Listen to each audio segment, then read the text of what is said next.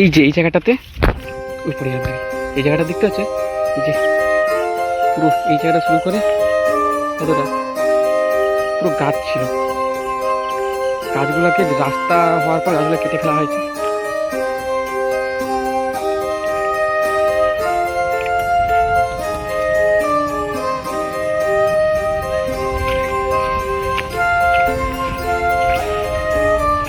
এখন লোকরা বুঝতে যায় সেই জায়গায় এখানে গাছ থাকতো কত না ভালো হতো, এখানে সবাই এসে বসতো।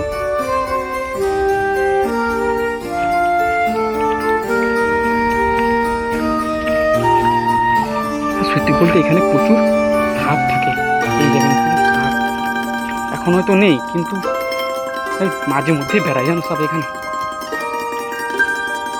এরপর ডেঞ্জারাস জায়গা এগুলো।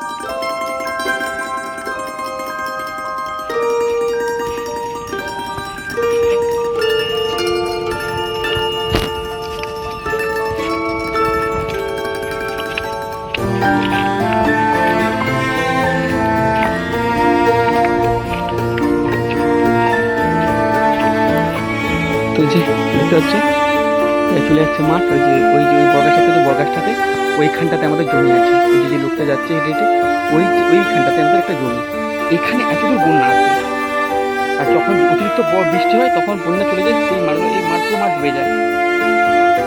আর বৃষ্টি হয় না, প্রচুর জল আছে এই জায়গাটা, প্রচুর জল আছে, পুরো ডুবে থাকে, প্রচুর ক্ষতি হয় এখানটাতে।